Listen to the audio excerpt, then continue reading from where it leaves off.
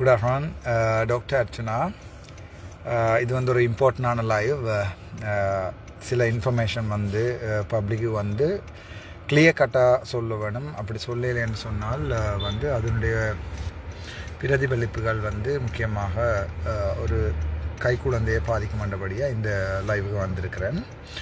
முக்கியமான விஷயம் வந்து மன்னாரில் சிந்துஜாட விஷயம் உங்களுக்கு தெரியும். நான் அங்கே போனவங்களுக்கு தெரியும், ஜெயிலுக்கு போனவங்களுக்கு தெரியும். திருப்பி I came back and then I decided. அதுக்கு பிறகு நான் டிசைட் பண்ணினான், அதாவது வந்து அங்கே வந்து 2 தெரப்பி இருக்குது. அதாவது சிந்துஜாக்கு பின்னால் 2 தெரப்பி இருக்குது. ஒன்று வந்து சிந்துஜாட ஹஸ்பண்ட் மரியராஜ், 2வது வந்து சிந்துஜாட அம்மாவும் அவர்களுடைய சகோதரர்களும் இருக்கிறார்கள். இந்த சம்பந்தப்பட்ட தரப்பு, அதாவது வந்து இந்த கொலையில் சம்பந்தப்பட்ட தரப்பு பிரித்தாளுவதை வடிவாக செய்ய தொடங்கி இருக்கிறார்கள். அது எப்படி என்றால், பிள்ளை யாருக்கு என்ற பிரச்சனை. அப்பாவுக்கு சொந்தமா பிள்ளை, அம்மாவுக்கு சொந்தமா? அதற்கு அவர்கள் பாவித்த ஆயுதம் வந்து மரியராஜ் என்ற ஒரு அப்பாவி ஆண்மகன், அவரை தான் பாவிச்சிருக்கிறார்கள். அவர்கள் வந்து என்ன செய்யிருக்கிறார்கள் சொன்னால், தங்களுடைய மீடியா பிரீஃபுக்கு வந்து மரியராஜை கூட்டிகிட்டு போயிருக்கிறாங்க. சரிதானே? அதுக்கு பிறகு நடந்தது உங்களுக்கு தெரியும். மிஸ்டர் ஏதோ ஒரு பேர் அவருக்கு வந்து அந்த பொதுமக்கள கூட்டமைப்பில் இருக்கிறார், அவருக்கு ஏதோ பேர் உண்டு. அவர் வந்து முதல் வைத்தியசாலைன்ற பக்கம்தான் நின்றவர். நின்றுட்டு கழுத பல்ட்டி அடித்த மாதிரி திடீரென்று பல்ட்டி அடித்தார் பாதிக்கப்பட்ட தரப்புக்கு. அப்போ நான் ஜெயிலுக்கு இல்லை, அந்த வீடியோக்களை நான் முழுமையாக பார்த்த சொல்கிறேன். அவர் என்ன செஞ்சாருன்னு சொன்னால், திடீரென்று இந்த பக்கம் பல்ட்டி அடித்து மரியராஜ் வந்து பாவம் ஒரு அப்பாவி, ஒரு தன்னுடைய அன்பான மனைவியை இழந்தவர். அவர்கள் காதல் திருமணம் செய்திருக்கிறார்கள். அப்போது உங்களுக்கு விளங்கணும் அவருடைய குடும்பத்தில் இவ்வளவு அன்பு இருந்திருக்கும் என்று. ஒரு அன்புக்கும் காதலுக்கும் பிறந்த குழந்தை தான் இப்போது அனாதையாக நிற்கிறது. மரியராஜ் என்றவர் வந்து என்னோட கதைச்சார். அவர் தான் ஃபர்ஸ்டாகவே, அண்ணா இந்த கேஸுக்கு ஒருக்கா வர மாட்டீங்களா, நீங்கள் சொல்கிற எல்லாத்தையுமே நான் செய்வேன் என்று கதைச்சது மரியராஜ். மிஸ் கௌஷல்யாட கண்டாக்டை ஃபர்ஸ்ட்டாக எனக்கு அனுப்பினது மரியராஜ். இப்படி ஒரு லோயர் அக்கா அவரால் எங்களோட கதைக்கிறா, அவாவோடையும் ஒருக்கா கதைங்கன்னு சொன்னது மரியராஜ். அப்புறம் நான் கௌஷல்யாட நம்பரை சேவ் பண்ணியிருந்தான். மெட்டர்னிட்டி பிடேத் லோயர் ரெண்டு தான் இப்போ அவங்க அப்படி தான் சேவ் பண்ணியிருக்கு ஃபோனில். எனக்கு பிறகு தான் தெரியும் கௌஷல்யான்ற ஒரு ஜங்கான ஆளுன்னு சொல்லி. இப்போ நான் முதல் ஜோதிடன் ஷீஸ் அன் எக்ஸ்பீரியன்ட் ஓல்ட் உமன் சொல்லி. அதற்கு பிறகு தான் மரியராஜோட போஸ் யாருட கௌஷல்யாட போஸ் யாருட என்ற விஷயம் எனக்கு தெரிஞ்ச போது, நான் அவருடைய பொஸ்ஸுக்கு வந்து அவர் சொன்னவா தான் இந்த கேஸை வந்து அவர் வந்து பிரசிடென்ட் கவுன்சிலர்ன்றபடியாக பொஸ் தான் இந்த கேஸ் செய்வார்ன்னு சொல்லி. ஸோ அப்போ நான் சொன்னேன், நான் தெளிவாக கிளியராக நீங்கள் அந்த கேஸிൻ്റെ ஃபேக்ட் எடுத்து உங்களுக்கு நான் சொல்கிறேன், பொஸ்ஸோட கழிச்சிட்டு சொல்லுங்கோ, பொஸ்ஸுக்கோ ஓகேண்டா இந்த கேஸை செய்யறதுக்கு ஓகேன்னா அவர் பெரிய லோயர்னு சொல்லி நான் கேள்விப்பட்டேன் ஜஸ்ட். அப்போ அவர்கிட்ட நான் சொன்னேன், நீங்கள் இந்த ஃபேக்டை வந்து பாருங்கோ அம்மா, பார்த்துட்டு. அப்போ நான் யாருன்னு தெரியாது, மீட் பண்ணவும் இல்லை. ஃபேக்டை பாருங்கோ, பார்த்துட்டு எனக்கு உங்களோட பொஸ்ஸோட கதைச்சிட்டு சொல்லுங்கோ கேஸ் எடுக்கிறாரா இல்லையா. அப்போ நான் ஜெயிலுக்கும் போகல. நான் அப்போ யாழ்ப்பாணத்துலேருந்து பேராதனியாக போய் கொண்டு இருக்கிறேன். இப்போ வாய்ஸ் ரெக்கார்டிங் எல்லாம் இருக்குது, நான் காட்டுறேன் தேவைப்பட்டேன். அப்போ அதுக்கு பிறகு வந்து கதைச்சிட்டு எனக்கு சொன்னவா கௌஷல்யா வந்து தன் பொஸ்ஸோட கதைச்சிட்டு சொன்னவா, பொஸ் எடுக்கிறாருன்னு சொன்னவர். இப்போ கொழும்புல அவர் வந்து இந்த கேஸ் எடுக்கிறாருன்னு சொன்னார். அதுக்கு பிறகு நடந்த விஷயங்கள் வந்து தலைகளாக நடந்துட்டு நான் அங்கே போன முடியாது, ஜெயிலுக்கு போக வேண்டி வந்துட்டுது. அதற்கு பிறகு நான் வெளியால் வந்த பிறகு அன்பான நீதிமன்றமும் மதிப்புக்குரிய நீதிபதி அவர்களுடைய கட்டளைக்கு நான் இந்த கேஸ் சம்பந்தமாக ஒன்றும் கதைக்க மாட்டேன்னு சொல்லி ஜெயிலால் வெளியில் வந்த பிறகு நான் மரியராஜிட வீட்டை கௌஷல்யா கூட்டி கொண்டு போய் இன்ட்ரடியூஸ் பண்ணிவிட்டேன். நான் உங்களுக்கு ஒன்றுமே இது சம்பந்தமாக இனிமேல் அறிவுரை தரமாட்டேன். அதாவது வந்து இந்த கேஸ் யார் செய்கிறன்ற அறிவுரையை நான் தரமாட்டேன். ஏன்னா அது உங்கள்கிட்ட விஷயம். நீங்களும் மரியராஜும் கதைங்கன்னு சொல்லி மிஸ்டர் டாலிமான்னு சொல்லி அவருடைய கசின் பிரதருக்கும் வந்து அவருடைய அம்மா அப்பா எல்லாரையும் கூட்டி கொண்டு போய் நான் வடிவாக இன்ஃபார்ம் பண்ணிவிட்டேன். நான் இந்த கேஸ் வந்து எந்த கேஸ் வேறு, என்ன வந்து அடைச்ச கேஸ்ன்றது வேறு, இது வேறு என்றதையும் எனக்கு விளங்கப்படுத்தி, அதோட எனக்கு மன்னாரில் எந்த லோயஸும் டாலிமா இதை பார்த்து கொண்டிருப்பீங்க, பிள்ளையண்டா தேவை செய்தப்போ ஒரு லைவ் வந்து சொல்லுங்க. மன்னாரில் எந்த லோயஸையும் தெரியாதுன்றதையும் விளங்கப்படுத்தி, அப்போ கௌஷல்யா பக்கத்தில் இருந்தவா கிளியராக சொல்லிவிட்டுனா நீங்கள் விரும்பினா கௌசல்யாட்ட உங்களுக்கு ட்ரஸ்ட் இருந்தால் கொடுக்கலாம். பட் அதில் ஒரு கன்ஃப்ளிக்ட் ஆஃப் இன்ட்ரெஸ்ட் இருக்குது. கௌசல்யாட பாஸ் வந்து இப்போ இந்த கேஸுக்கு எனக்கு எதிராக நிற்கிறார், ஜோதிச்சுட்டு கொடுங்கன்னு சொல்லி நான் கதைச்சிட்டு I went back to out of மனா. நான் போயிட்டேன். நான் போனாக பிறகுதான் வைத்தியர் செந்தூரன் அவர்கள் ஏதோ ஒரு அரசியல் அடிப்படையில் ஒரு நாள் அடையாள துள்ளல் உண்ணாவிரதம் ஒன்றை செய்தவர். அதை வரவேற்கத்தக்க ஒரு விஷயம். ஆனால் அதை அவர் செய்த நிமிடங்கள் இப்போ செய்தார், என்ன மோட்டிவில் செய்தார், தானே ஒரு ப்ரைஸ் காரில் எங்கேயோ போய் பிரிண்ட் பண்ணிட்டு வந்து அதே ஒரு போஸ்ட்டுக்கும் பஸ் ஸ்டாண்டுக்கும் இடையில் எடுத்து கட்டிட்டு அதில் தானே கையை கட்டி கொண்டு நான் இன்றைக்கு உண்ணாவிரதம் என்று சொல்லி காலம் இன்னும் பின்னேறன். அதுக்கு பிறகு யாரோ அரசாங்க அதிபர் வந்ததாகவும் சம்மந்தப்பட்ட லோயர்ஸ் வந்ததாகவும் அது திட்டமிட்டேன்னு சொல்லி ஆக்கள் கதைக்கணும்.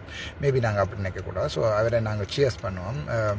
எங்கேயாவது ஒரு இடத்துல உண்மையான உண்ணாவிரதம் இருந்தால் அவரை பிடிச்சி ஃபஸ்ட்டாக போடுவோம், நீங்கள் இருக்க சொல்லி. அதுக்கப்புறம் அவர் சித்தா பிறகு நான் இருப்பேன். எப்படி வசதி. ஓகே.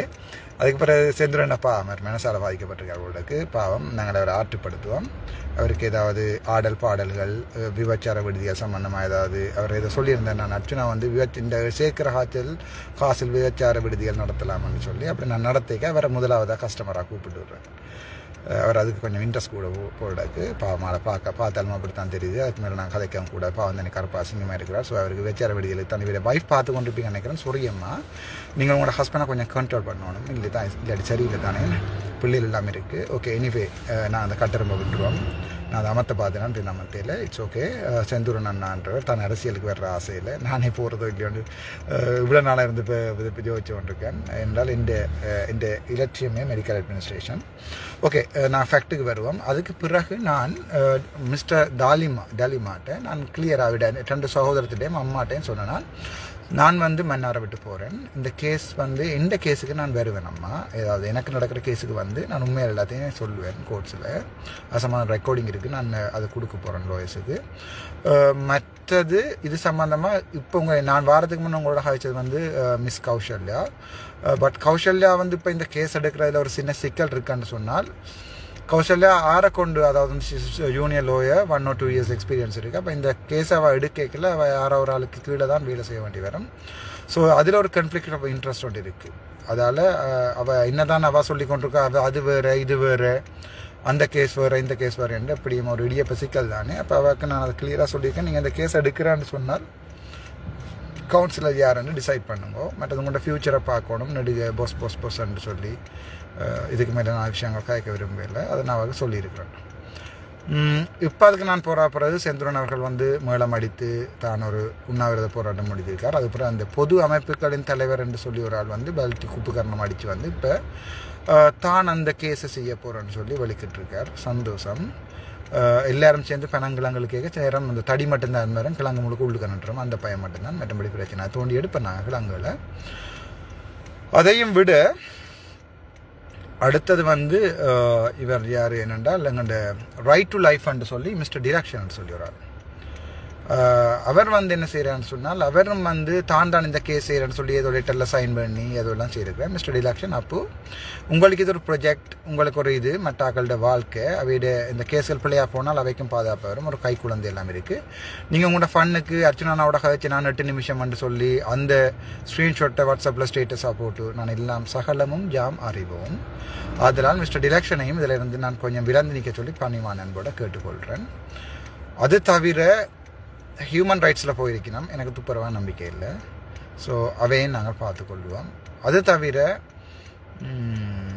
என்னோட இருந்த லோயர்ஸ் மிஸ்டர் மடத்தீன், மிஸ்டர் அக்கா சுலக்ஷனா, அதோட அண்டன் புனிதநாயம் சார் அவையும் வந்து தங்களோட கண்டாக்டை வந்து இவை கொடுத்துருக்கேன். உங்களுக்கு தேவையான ஹெல்ப்பை கேளுங்கன்னு சொல்லி. So at this moment I'm back to the position. நான் திருப்பி பழைய இடத்துக்கு வந்திருக்கிறேன். நான் இங்கேயோ விட்டுட்டு போனேன், அதுங்க வந்திருக்கேன். மிஸ்டர் தலிமாட்ட சொல்லியிருக்கிறேன். அப்போ என்னட்ட கேட்காம என்னோட ஒரு வசனம் டிசைட் பண்ணுற ஃபேக்ட் வந்து ஃபேக்டை வந்து அவ தான். அப்போது நான் உங்களுக்காக 5 நாள் கஷ்டப்பட்டு நான். ஸோ இதால் அப்போ நீங்கள் டிசைட் பண்ணுங்கோ. இப்போ ஒவ்வொரு ஆளையும் இந்த கேஸ் எடுக்க வலிக்கிற ஒவ்வொரு ஆளையும் நேமை போட்டு எழுதுங்கோ. இந்த கேஸால் இவர் என்ன பெனிஃபிட் எடுக்க வலிக்கிறார், இந்த கேஸால் என்ன அட்வான்டேஜ் எடுக்க விரும்புகிறாருன்னு பாருங்கோ. டாக்டர் அர்ச்சுனாண்டு போட்டு எழுதுங்கோ, முதலாவது எழுதுங்கோ. இவர் வந்து பிரபல்யமாவதற்காக இந்த கேஸை எடுக்க விரும்புகிறார். ஃபேக்ட் தானே? ஃபேக்டாகவே பார்ப்போம்.